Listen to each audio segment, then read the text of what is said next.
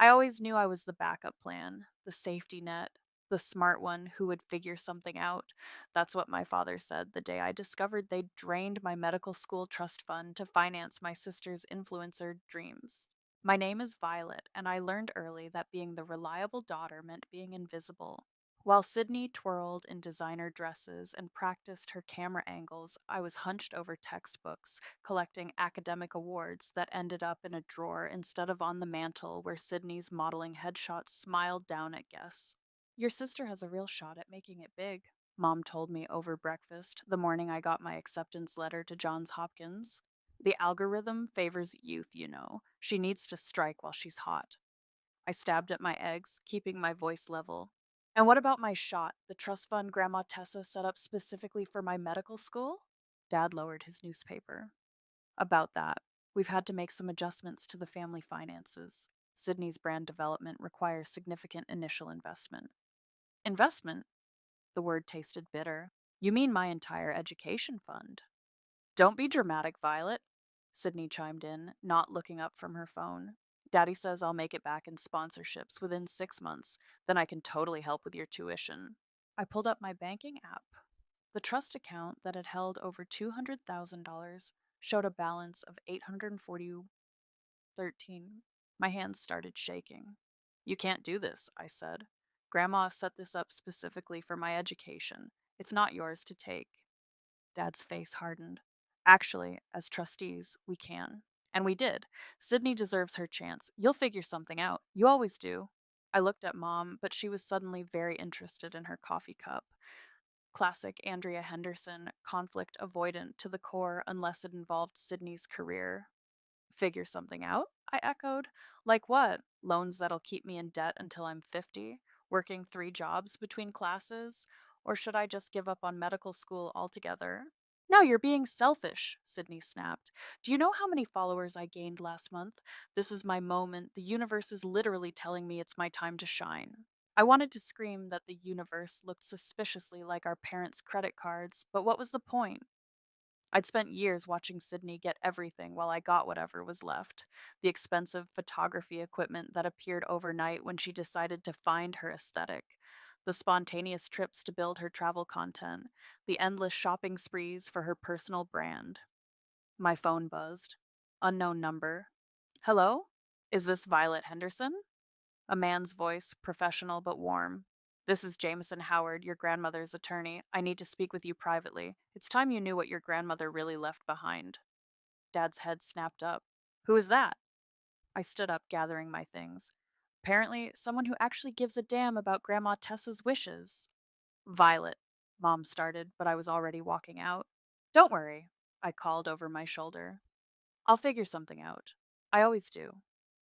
In my car, I sat gripping the steering wheel, thinking about Grandma Tessa. How she'd squeeze my hand and whisper, Patience, little bird. Sometimes the best revenge is letting them think they've won. I'd never understood what she meant until now. But as I dialed back the attorney's number, something shifted inside me. A lifetime of being the reliable daughter, the good girl, the backup plan. It all crystallized into something harder, colder. Mr. Howard, this is Violet Henderson. I'd like to schedule that meeting as soon as possible. Of course, he replied. Your grandmother left very specific instructions about timing. She said you'd know when it was right to hear the truth. I watched through my windshield as Sydney posed for a selfie on our front steps, Mom adjusting the lighting while Dad checked the angles. I think, I said slowly, that time is now. Excellent. Shall we say tomorrow at 9 a.m.? And Violet, your grandmother wanted me to tell you something when you made this call. What's that? She said to remind you that the smart ones know when to stop playing nice. I ended the call and started my car, leaving my family to their photo shoot. They had no idea what they'd just set in motion, but they would. After all, I was the smart one, and I was done playing nice. Jameson Howard's office was exactly what you'd expect from an estate attorney: leather chairs, dark wood, and the kind of silence that makes you whisper automatically. What I didn't expect was the slight smile on his face as he pulled out a thick manila envelope. Your grandmother was quite remarkable, he said, placing the envelope on his desk. She came to me 5 years ago with very specific instructions. The timing of this meeting was one of them. What do you mean, the timing? He leaned forward. She said to wait until your parents showed their true colors, until they chose Sydney over you in a way that couldn't be explained away or forgiven. My throat tightened. The trust fund? Precisely. He opened the envelope, spreading out documents. What your parents don't know, what no one knows, is that the medical school trust fund was a test, a trap, if you will, and they fell right into it. I picked up the first document, scanning it. My hands started shaking. This can't be real. Oh, it's very real. Jameson pulled out more papers. Your grandmother created a second will. The public one divided her estate equally between your parents and their children. But this one? This one puts you in control of everything. Everything? The estate house, the art collection, the investment portfolios, roughly 12 million in total assets. He paused. All of it comes with one condition, that your parents or sister misuse any funds specifically designated for education. I sat back, stunned. She knew. She knew they would do this. She suspected. That's why she set up the smaller trust fund as bait. The moment they touched that money for anything other than your education, this will become active. Does Sydney know about any of this? No one does, except you and me. He slid another document forward. All you have to do is sign here, and the transfer of power begins immediately. I stared at the signature line. What happens to them? They lose access to everything. The monthly stipends, the credit cards, the properties, all of it reverts to your control. Your sister's influencer lifestyle, it stops the moment you sign. My phone buzzed. A text from Sydney.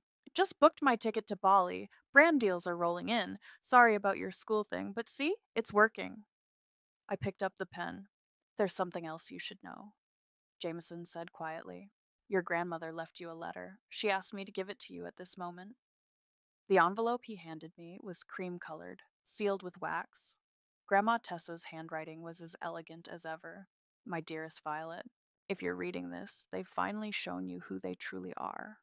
I watched them favor Sydney year after year, telling myself it would change. It never did. But you, my brilliant girl, you grew stronger in the shadows they cast. What I'm giving you isn't just money, it's power. The power to choose who you want to be. The power to show them exactly what they overlooked. Use it wisely. Use it well. But most importantly, use it to become the person you were meant to be, not the person they forced you to be. All my love, Grandma Tessa. I folded the letter carefully, tucking it into my jacket pocket. What happens after I sign? I begin the process immediately. Within 24 hours, their access to all accounts will be terminated. They'll have 30 days to vacate any properties they're currently using. And legally? They can't fight this? The will is ironclad. I made sure of it. He smiled slightly. Your grandmother was very thorough. Another text buzzed. Mom says you're being dramatic about the money. Get over it already. I picked up the pen again. This time, my hand was steady. One last thing, Jameson said as I positioned the document. Your grandmother wanted me to tell you something else when you signed. What's that? She said, remember, little bird, the best revenge isn't just about taking power. It's about using it to build the life they said you couldn't have. I signed my name with a flourish. The pen made a satisfying scratch against the paper. How long until they know? They'll find out when their cards get declined.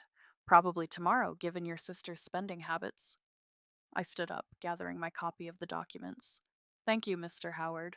Please call me Jameson. We'll be working closely together from now on. He walked me to the door. What will you do first? I thought about the acceptance letter from Johns Hopkins still sitting on my desk at home, about Sydney's Instagram posts flaunting her luxury lifestyle, about years of being told to dim my light so my sister could shine. First, I said, I'm going to med school. Then, I'm going to watch them realize exactly what they threw away. The door clicked shut behind me, and for the first time in years, I felt like I could breathe freely. The backup plan was about to become the main event. I watched Sydney's Instagram stories from my laptop, sipping coffee in Jameson's office as we monitored the fallout. My sister was still in Tulum, completely unaware that her world was about to implode. Living my best life, her latest post declared, showing her lounging on a yacht. Major collab announcement coming tomorrow. Blessed our influencer life. How long until the cards stop working? I asked. Jameson checked his watch. Any minute now. The banks processed the ownership transfer this morning. My phone lit up with a text from Sydney. Emergency! My cards aren't working. Can you send me money for dinner? I'm at this super exclusive restaurant and it's so embarrassing. I set the phone face down without responding. Your sister's management team just received the anonymous tip about the misused education funds, Jameson said, checking his email, along with proof that half her followers are bought. Another text buzzed. Violet, answer me. This is serious. Then Mom. Your sister is stranded in Mexico. Please be reasonable. Dad. Whatever game you're playing, stop it now. I turned my phone off completely. How long until the brand deals fall through? Given the evidence we provided? Jameson smiled. I'd say about. My laptop pinged with a notification. Sydney's main sponsor, a luxury skincare brand, had just posted a statement. In light of recent revelations regarding financial impropriety and engagement manipulation, we are terminating our relationship with Sydney effective immediately. We hold our partners to the highest ethical standards. That was fast, I remarked. The domino effect should start now. No brand wants to be associated with fraud. I refreshed Sydney's Instagram. Her follower count was dropping by the thousands as the news spread. The comments section was chaos. Fake followers? So disappointing. Using your sister's college fund? That's low. Unfollowing. Can't support this. My laptop kept pinging as more sponsors dropped her. The carefully constructed house of cards was falling, one partnership at a time. Your parents just tried to access the estate account, Jameson noted, checking his screen. The notification of transfer of ownership should be hitting their inbox right about. My phone started ringing again. I turned it back on to find 15 missed calls and a voicemail from Dad. What the hell do you think you're doing? This is my money. Your grandmother would be ashamed. I deleted it without listening to the rest. Should we send someone to pick up Sydney? Jameson asked. Legally, we're not obligated, but. No, I said firmly. She has her fake boyfriend Kingsley there. Let him figure it out. As if on cue, Sydney went live on Instagram, mascara running down her face. I can't believe my own sister would do this to me, she sobbed to her rapidly diminishing audience. She's just jealous because I'm successful and she's not. She's trying to ruin my life. The comments weren't as sympathetic as she probably hoped. Girl, you stole her education money. Karma comes for everyone. Team Violet TBH. My phone buzzed with a text from an unknown number. It was Kingsley. Hey, your sister's having a breakdown and I can't afford to fly us home. This isn't my problem. What should I do? I typed back. You're right. It's not your problem. Good luck with your photography career. Jameson raised an eyebrow. Harsh. He only dated her for the exposure anyway. I closed my laptop. Has the estate house been secured? Yes. The locks were changed this morning. Your parents will find that out when they try to go home. Another notification popped up. Sydney had posted a lengthy My Side of the Story video. I didn't bother watching it.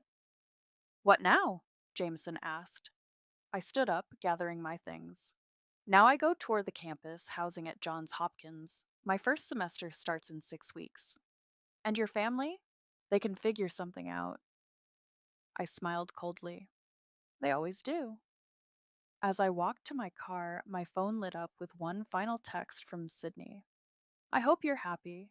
You've destroyed everything I worked for. I'll never forgive you for this. I typed back my first and only response. Worked for? That's funny. I thought you just used my education fund. Enjoy flying coach. Then I blocked her number, started my car, and headed toward Baltimore. Behind me, social media was exploding with the scandal of the influencer who built her empire on stolen dreams. Ahead of me was medical school and the future I'd earned. Let them call it revenge, I called it karma. And karma, as it turned out, took American Express. The estate house looked exactly as Grandma Tessa had left it, elegant, imposing, and absolutely mine. I was unpacking boxes in the study when the doorbell rang. Through the security camera, I saw my parents standing on the front steps, looking less than pleased. I opened the door but kept the security chain on. Yes? This has gone far enough. Dad snapped. Let us in. Now. I don't think I will. I held up my phone, showing the security app. In fact, you're trespassing. This is private property. Private property? Mom's voice cracked. This is our home. Not anymore. Would you like to see the paperwork? Dad's face reddened. Your grandmother would never. Actually, she did, very deliberately. I pulled out a copy of the will from my pocket and held it through the gap. Section 4, paragraph 2. The estate transfers to me in full if the educational trust was misappropriated, which it was, for Sydney's Instagram career. They read in silence, their faces growing paler by the second. This isn't possible, Dad whispered. Oh, but it is. Grandma Tessa was very thorough. Unlike you, she actually read the fine print. Mom started crying. Please, Violet. We're your parents. Funny. You didn't act like parents when you stole my future. We didn't steal anything. Dad's lawyer voice emerged. We reallocated family resources to fund Sydney's third trip to Bali this year. I laughed. How's that working out? I heard her latest apology video isn't doing so well. You wouldn't destroy your own family, he sneered. I met his gaze steadily. You already destroyed me the day you chose her over me. Then I shut the door in their faces. Through the security camera, I watched them argue on the steps. Dad pulled out his phone, probably to call his lawyer. Good luck with that. My own phone buzzed, a text from Terrence, my friend from the hospital where I volunteered. Saw your sister's meltdown video. You okay? I typed back, never better. Coffee soon? Tomorrow? That new place by the hospital? I smiled. Terrence had always seen me, even when I was invisible to everyone else. The doorbell rang again. This time it was Sydney, still in her airport clothes, mascara smeared. I opened the door wider this time, let her see what she'd lost. How could you? She screamed. I'm living in a motel. My followers think I'm a fraud. Aren't you? I was building something. I had plans. So did I. I gestured to the medical school acceptance letter I'd framed and hung in the entryway. Funny how that worked out. You think you're so perfect? She stepped closer, finger pointed at my chest. At least I have a personality. At least people want to watch me? Correction. Paid bots wanted to watch you, and now they don't even do that. She slapped me. Hard. I touched my cheek, feeling a strange calm. That's assault. On camera. Would you like me to press charges? Sydney stepped back, finally noticing the security cameras. You wouldn't. Try me. I'm your sister. No, I said quietly. You're the reason I missed saying goodbye to Grandma Tessa. You're the reason I almost lost my dream. You're nothing to me now. She started crying again, those perfect Instagram tears she'd perfected. What am I supposed to do now? You'll figure something out. You always do. I threw her words back at her. Maybe try getting a real job. I hate you, she whispered. I know. But here's the difference. I don't care anymore. After she left, I walked through the house, running my hands over Grandma Tessa's antique furniture. In the study, I found a photo of us, me at 12, gangly and serious, while she taught me chess. Patience, little bird, she'd say. The queen is the most powerful piece, but timing is everything. My phone buzzed again. Terrence.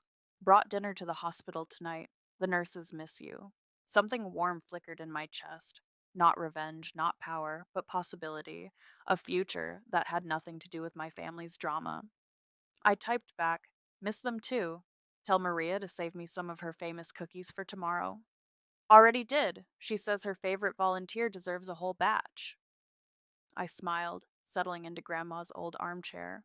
Outside, I could hear my parents' car finally pulling away. Inside, the house felt peaceful, empty, maybe a little lonely. But mine? The queen might be the most powerful piece, but power comes with a price. I was just starting to understand what that meant. But tomorrow, there would be coffee with Terrence, and Maria's cookies, and a future that was finally, completely my own. For now, that was enough. The knock came at midnight. I almost didn't answer until I saw Mom through the security camera, alone and looking smaller than I'd ever seen her. Please, she said to the camera, there's something you need to know about your grandmother. I shouldn't have opened the door. But something in her voice, the tremor of genuine fear, made me do it. Make it quick, I said, letting her into the foyer. She pulled out an old key from her pocket. There's a storage room in the east wing, behind the painting of the lake house. Tessa kept records. Records of what? Everything. Mom's hands shook. Your father's dealings, the trust funds, all of it. I took the key. Why are you telling me this? Because Raymond's planning to contest the will. He thinks he can prove Tessa was manipulated. She looked up at me. He doesn't know what's in that room, but I do. We walked to the east wing in silence. The painting swung aside easily, revealing a hidden door. Classic Grandma Tessa, always 3 steps ahead. Inside, steel filing cabinets lined the walls. Each drawer was meticulously labeled by year. Your grandmother knew, Mom said, pulling open a drawer. She knew Raymond married me for the money, knew he was siphoning funds for years. I picked up a leather bound ledger. Inside, Grandma's elegant handwriting detailed every suspicious transaction, every manipulated account. Holy shit, I whispered, reading. Dad could go to jail for this. Keep reading. Mom handed me another file. It gets worse. The documents showed a pattern spanning decades: trust funds drained, accounts manipulated, taxes evaded. But the final entry made my blood run cold.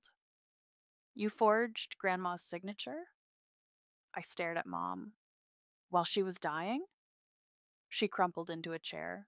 Sydney needed the money, that final sponsorship deal. It would have changed everything. When? My voice was ice. When exactly did you forge it? 3 days before. She couldn't finish. Before she died. I picked up my phone, scrolling through old messages, the same days she was asking for me. Mom started crying. Sydney was about to lose everything. Her followers were dropping, the brands were pulling out. I thought if we could just get her through one more campaign. So you kept me from saying goodbye to my grandmother. For Sydney's Instagram career. I'm sorry. Don't. I held up my hand. Just don't. I took photos of everything, every ledger, every document, every damning piece of evidence. Mom watched in silence. What are you going to do? She finally asked. Nothing. Yet. I closed the final drawer. But if Dad tries to contest the will? If either of you comes after me again? These go straight to the IRS. You'd send your own parents to prison? You'd keep a granddaughter from saying goodbye to the only person who ever truly loved her. She flinched. My phone buzzed. Terrence. Can't sleep. Hospital cafeteria has surprisingly good midnight coffee if you're up. You should go, Mom said quietly, before your father realizes I'm here. I locked the room, replaced the painting. Why did you show me this? Because. She took a shaky breath. Because Tessa was right about you. You deserve to know the truth. The truth? I laughed bitterly. The truth is, you and Dad created a monster in Sydney, destroyed my future to feed her ego, and kept me from saying goodbye to the one person who saw me clearly. That's the truth. And now you have the power to destroy us all. Yes. I opened the front door. I do. Remember that the next time Dad threatens legal action. After she left, I texted Terrence back. On my way. Save me a terrible sandwich? Already got your favorite, the one with the questionable tuna. I grabbed my keys, but paused at Grandma's chess set. The queen stood alone, surrounded by fallen pieces. My phone buzzed again, an email from Dad's lawyer demanding a meeting about the will. I forwarded it to Jameson along with the photos from the hidden room. His response was immediate. They won't want these becoming public. Well played. I picked up the queen piece, feeling its weight. Grandma always said the queen's power wasn't in taking pieces, it was in knowing when to show mercy and when to strike. On my way, I texted Terrence, and thanks for everything. Always here. Someone has to make sure you eat something besides revenge. I smiled, tucking the queen piece into my pocket. Tomorrow I'd deal with lawyers and threats and family secrets. But tonight? Tonight was for terrible sandwiches and good company. For remembering that power wasn't everything. Sometimes mercy was stronger than revenge, but I'd let my parents sweat a little longer before they figured that out. Sydney's video dropped while I was having coffee with Terrence. My phone exploded with notifications as her tearful face filled social media screens across the internet. I need to tell my truth, she sobbed into the camera.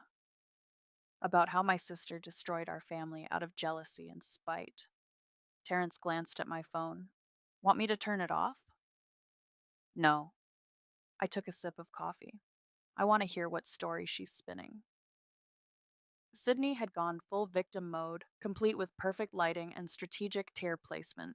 She took everything from us, the house, our accounts, even mom and dad's savings, all because she couldn't handle that I was more successful. The comments were flooding in. Stay strong, queen. Family betrayal is the worst. That's so toxic of your sister. I started laughing. You're taking this well, Terence observed. Just wait. I checked my watch. In about 10 minutes. My phone buzzed. Jameson. Package delivered to all major news outlets. Story breaks in 3, 2, 1. The first headline popped up: Influencer scandal. Documents reveal years of financial fraud. Then another: Social media stars empire built on stolen education fund. And another: Family fraud. The dark side of influencer culture.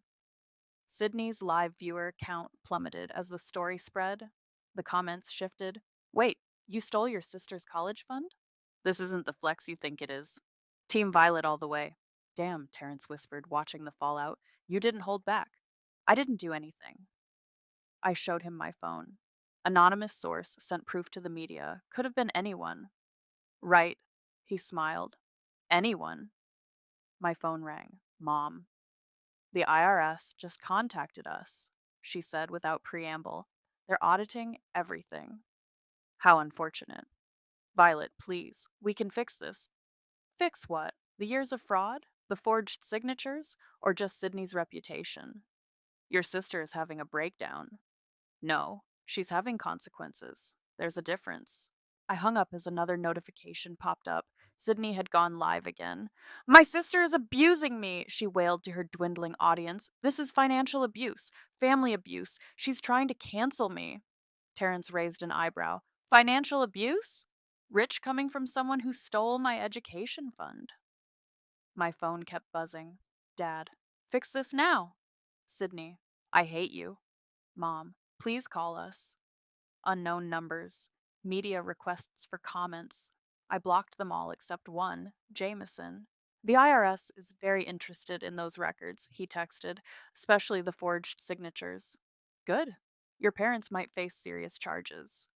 I thought about Grandma Tessa's last days, asking for me while Mom kept us apart, about years of being told to dim my light so Sydney could shine. They made their choices, I typed back.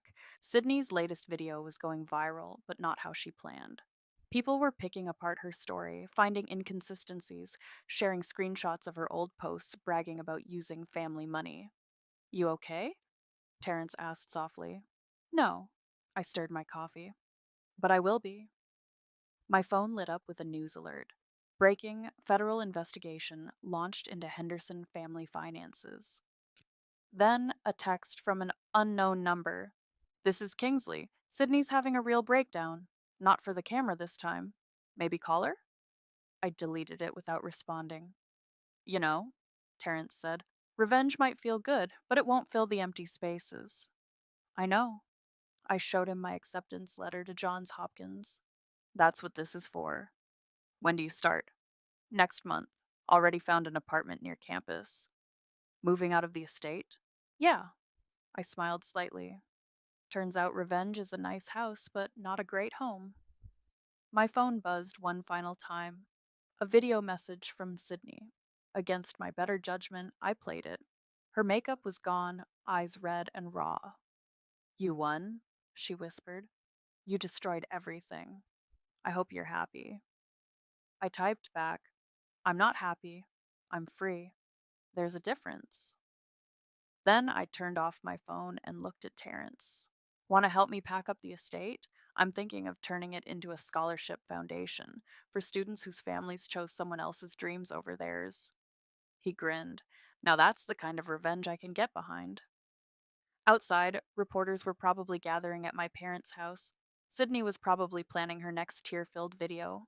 Mom was probably shredding documents. But here, in this moment, I was just a future med student having coffee with a friend, planning something good from something broken. Grandma Tessa would have liked that. The family settlement meeting was held in Jameson's office exactly 1 month before my first day of medical school. My parents arrived with their lawyer, Sydney with her PR manager. I brought only the truth and a single-dollar bill. Let's begin, Jameson said, laying out the documents. The terms are simple. Ms. Violet will retain control of all assets as stipulated in her grandmother's will. However, she's offering a settlement. Dad's lawyer leaned forward. What kind of settlement? I placed the dollar bill on the table. $1, symbolic compensation for years of emotional damages. Sydney snorted. Is this a joke? No, I said calmly. A joke would be pretending you deserve more. The IRS investigation, Dad's lawyer started. Will continue regardless, Jameson interrupted. This settlement only covers the civil matters between family members. Mom reached for the dollar with trembling fingers. Violet, please. We can still be a family. No, we can't. I met her eyes. You made sure of that when you kept me from Grandma Tessa's deathbed. Sydney's PR manager cleared her throat. My client would like to propose a joint statement, something about family healing and moving forward. Absolutely not. I turned to Sydney. You can post whatever you want. I don't care anymore. My followers are gone and they're not coming back. Dad slammed his hand on the table. You ungrateful. Careful, Jameson warned. Everything here is being recorded. I stood up, smoothing my skirt. Sign or don't sign. Either way, I'm done. Wait, Sydney called as I reached the door. What am I supposed to do now? For the first time, I really looked at my sister. Without the filters and perfect lighting, she seemed smaller, younger, lost. Get a job, I suggested. Go to school. Build something real instead of pretending to be something you're not. I don't know how. You'll figure it out. You always do. The dollar bill sat untouched on the table. Dad stared at it like it was a snake about to strike. One last thing, I said, pulling out an envelope. The estate is being converted into a scholarship foundation for students whose families chose someone else's dreams over theirs. I'm naming it after Grandma Tessa. Mom started crying. She would have wanted. Don't. My voice cracked. Don't you dare tell me what she would have wanted. You kept me from her when she was dying. The room fell silent. Sign the papers, I said quietly. Take your dollar. Consider it the exact value of what your love was worth to me. Outside Jameson's office, Terence was waiting with coffee. How'd it go? About as expected.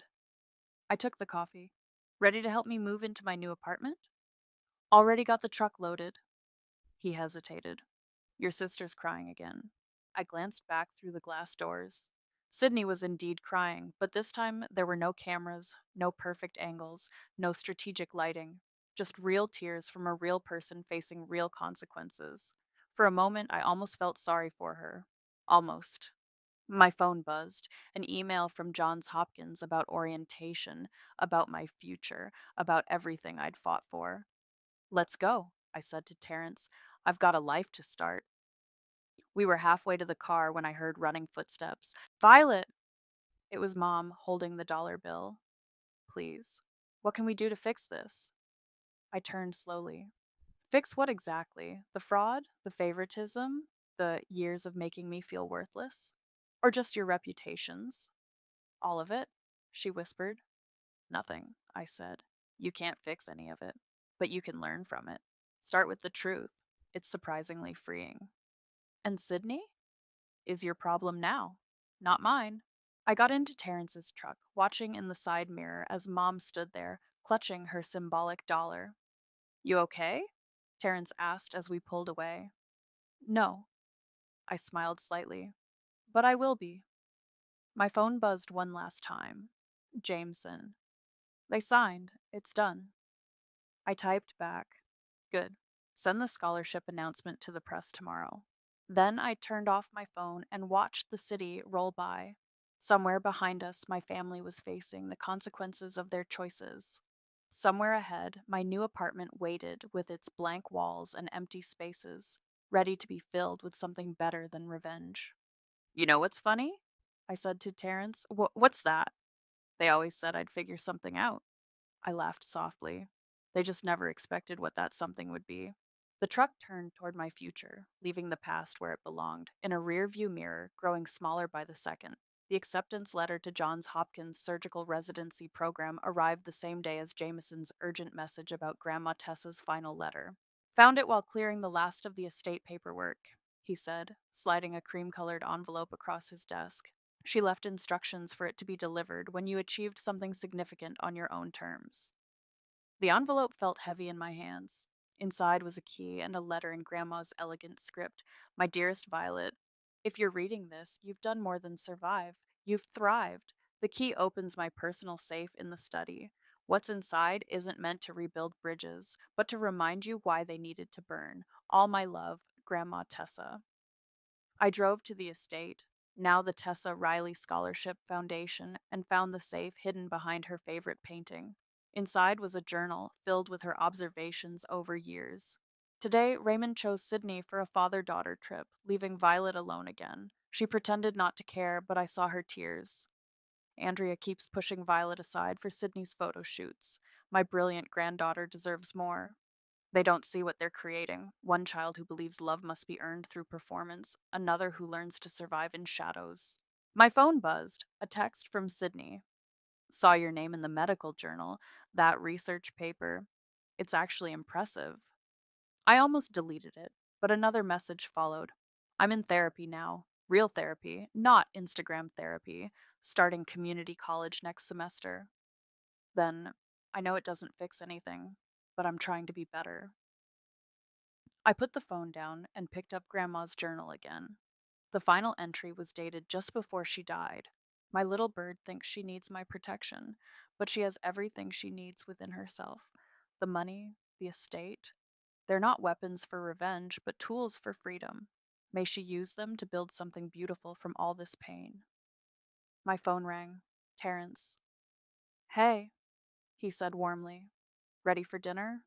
The hospital cafeteria has that questionable tuna you love. Actually, I looked around the study, at the scholarship foundation plaques on the wall, at the lives being changed. Let's try that new place downtown. I'm feeling celebratory. Residency letter came. That and something else, something better. At dinner, I showed him Grandma's journal. He read it carefully, then looked at me with understanding. So what now? I took out my phone and opened Sydney's messages. Typed, Community college is a good start. Keep going. Then I pulled up Mom's number, blocked for so long, and wrote, The foundation is funding 10 new medical students this year. Thought you should know. To Dad, simply, I'm doing well. Hope you are too. That's unexpected, Terence said, watching me. Grandma was right. The money wasn't meant for revenge, it was meant for freedom, I smiled. And I'm finally free. My phone lit up with responses. Sydney. Thank you for not giving up on me completely. Mom. We see the foundation's work in the news. You've built something wonderful. Dad. Proud of you, kiddo. Always was. I didn't respond to any of them. Some bridges stay burned, but their ashes can fertilize new growth. Dr. Howard called, Terence mentioned casually. The foundation board wants to expand. They need a director who understands both medicine and mission. I laughed. Are you saying I should run my grandmother's foundation while doing my residency? I'm saying you should keep building something beautiful. He reached across the table, taking my hand, like she wanted.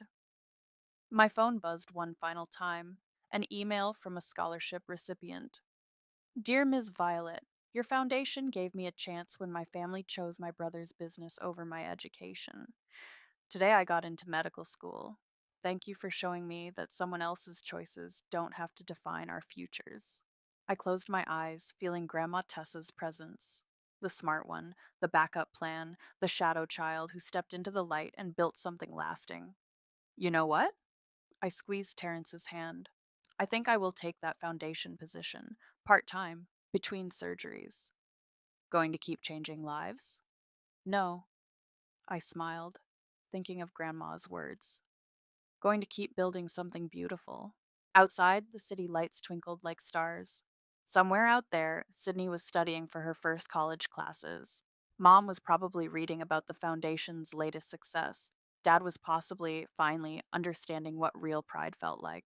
But here, in this moment, I was simply me, no longer defined by their choices or my revenge, but by what I chose to build from the ashes of what they burned. And that, more than any revenge, was what freedom truly meant.